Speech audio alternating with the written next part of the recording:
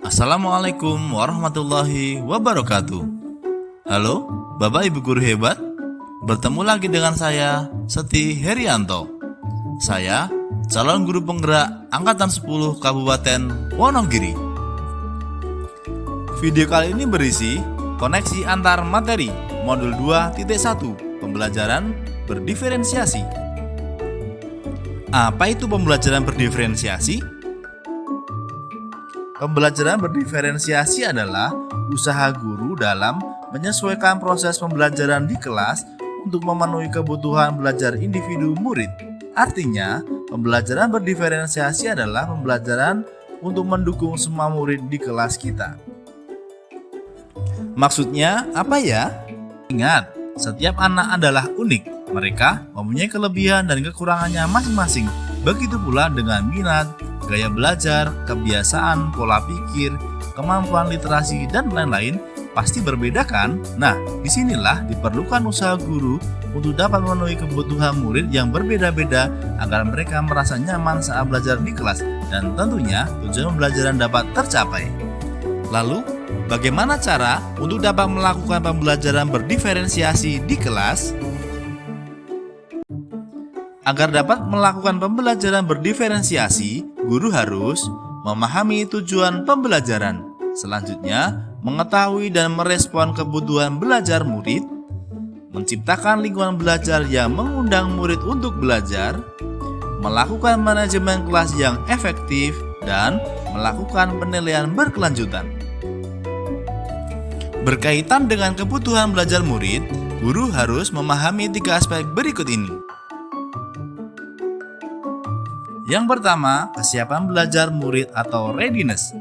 Mengharuskan guru untuk menilai pengetahuan awal dan menentukan apa yang telah murid ketahui dan di mana murid berada. Yang kedua, minat murid. Minat setiap anak pasti berbeda-beda.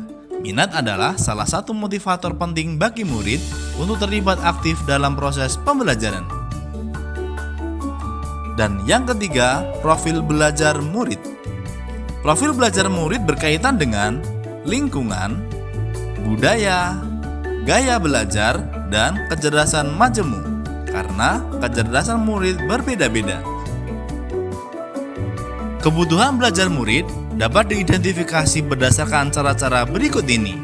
Yang pertama, mengamati perilaku murid, mengidentifikasi pengetahuan awal, mereview dan melakukan refleksi terhadap praktik pengajaran, berbicara dengan guru sebelumnya, membaca rapat murid di kelas sebelumnya, atau menggunakan berbagai penilaian formatif dan diagnostik. Strategi untuk mendiferensiasi pembelajaran, guru dapat melakukan dengan 3 hal berikut: diferensiasi konten, diferensiasi proses, dan diferensiasi produk. Guru dapat memilih salah satu di antara ketiganya atau mengkombinasikan satu dan yang lainnya. Diferensiasi konten berkaitan dengan apa yang kita ajarkan seperti materi, konsep atau keterampilan yang perlu dipelajari berdasarkan kurikulum. Mendiferensiasi konten bisa dilakukan dengan membedakan pengorganisasian atau format penyampaiannya, bukan mengubah atau menurunkan standar kurikulum. Diferensiasi proses berupa kegiatan yang memungkinkan murid berlatih dan memahami atau memaknai konten dengan cara membedakan proses yang harus dijalani oleh murid.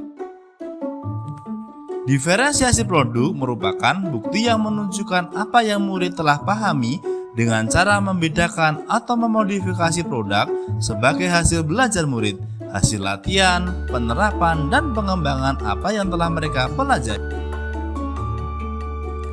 Lalu, adakah keterkaitan antara modul pembelajaran berdiferensiasi dengan modul-modul yang lain? Tentu ada. Untuk dapat melakukan pembelajaran berdiferensiasi, maka guru harus berusaha memenuhi kebutuhan belajar anak sesuai dengan kodrat alam dan kodrat zaman berdasarkan filosofi Ki Hajar Dewantara. Dalam melakukan pembelajaran berdiferensiasi, Seorang guru penggerak harus berpihak pada murid, reflektif, mandiri, kolaboratif, dan inovatif untuk menciptakan pembelajaran berdiferensiasi agar dapat memenuhi kebutuhan murid.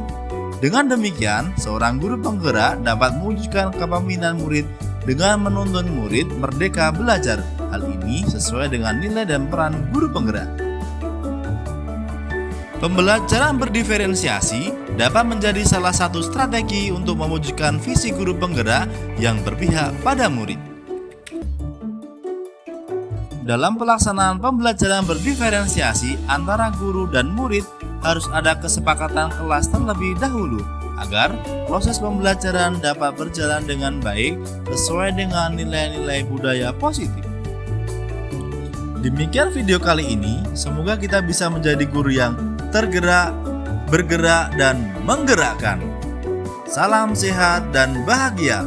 Wassalamualaikum warahmatullahi wabarakatuh.